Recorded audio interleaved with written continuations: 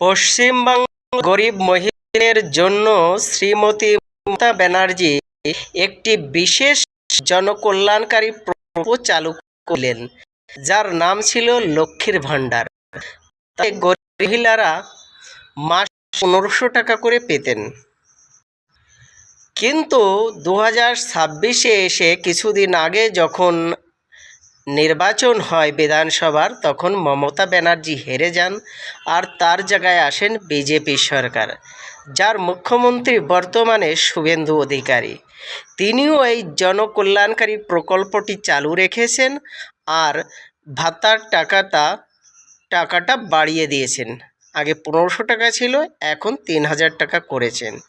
কিন্তু কথা হচ্ছে এটাই, প্রথমে তিনি বলেছিলেন যারা লক্ষ্মীর ভাণ্ডার পেত তারাই পাবেন কিন্তু অন্নপূর্ণা ভাণ্ডার, আর নতুন নামও অ্যাড হতে পারে, করতে পারেন। কিন্তু বারবার এই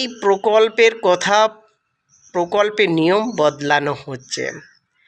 তারপর বলা হলো যারা ডিভিডি লিঙ্ক করবেন তারাই কিন্তু টাকাটা পাবেন।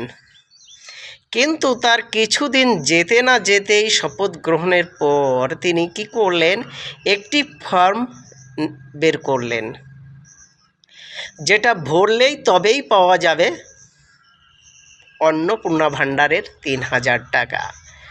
সাধারণ মানুষ টাকার লোভে বা প্রয়োজনের তাগিদে ফর্মটি ভরলেন।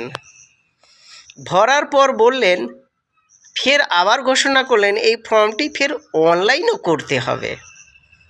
ভাবুন, আর ফর্মের নিয়মও কিছুটা বদলে দেওয়া হয়। তার ঠিক 1-2 দিনের মধ্যেই আবার বলা হয় পরিবারের সমস্ত সদস্যের জানকারিও দিতে হবে ওই ফর্মটিতে। বাড়ির জমির পরিমাণ কত, কে কী করে, কোন স্কুলে পড়ে, গাড়ি আছে কি না, পাকা বাড়ি কাঁচা বাড়ি, সব কিছু দেওয়ার জন্য বলা হয়। আর ফর্মটার পেজ হয় 13টি পেজ ভরতে হয়। তাহলে ভাবুন, সাধারণ মানুষকে এইভাবে হয়রানি করছেন কেন?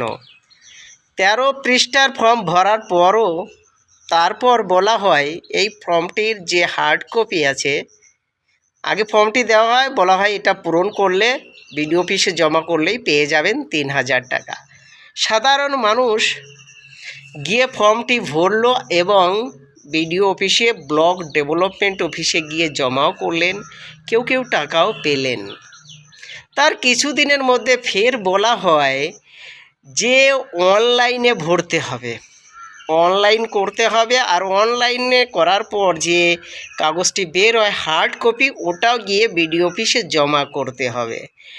একজন সাধারণ মানুষ বারবার এইভাবে, অনেকে লেখাপড়া কিন্তু জানে না, তারা অন্যদেরকে দিয়ে ফর্মটি ভরাচ্ছে বা টাকার বিনিময়ে অনলাইনে করছে বা কাউকে দিয়ে ভরাচ্ছে। তারপরও বারবার এইভাবে হয়রানি করা হচ্ছে কেন সাধারণ মানুষকে? আমার বর্তমান পশ্চিমবঙ্গে যিনি মুখ্যমন্ত্রী আছেন তার কাছে একটা বিনম্র নিবেদন, সাধারণ মানুষকে এইভাবে বিভ্রান্তিতে ফেলবেন না। একটি সাধারণ সিম্পল ফর্ম বের করুন আর সেটা ভরুন। যদি তোমাদের অসুবিধা লাগে তাহলে বাড়িতে গিয়ে ভেরিফিকেশন করান। এটাই আমি চাই, সাধারণ মানুষকে বিভ্রান্তি ফেলবেন না প্লিজ। তারা সমস্ত কাজকর্ম ফেলে এই ফর্মটি করছে, তবু বারবার যদি যেতে তারা একবার ভেবে দেখেন। তাহলে আমার এই ভিডিওটি যেভাবে বললাম, সাধারণ মানুষকে বিভ্রান্তিতে না করে একটি সাধারণ সিম্পল ফর্ম ভরতে বলুন, আর সেটা অনলাইন বা অফলাইন দুটোই ভরতে পারবে এমন ব্যবস্থা করুন। আর আমার ভিডিওটি সাধারণ মানুষের যদি ভালো লাগে তাহলে ভিডিওটি বেশি বেশি শেয়ার করে, যাতে সমস্ত মানুষ জানার সুযোগ পায় আর সরকার নিজের নীতিটা বদলে নেয়, সাধারণ মানুষকে এই বিভ্রান্তির থেকে মুক্তি দেয়। ধন্যবাদ।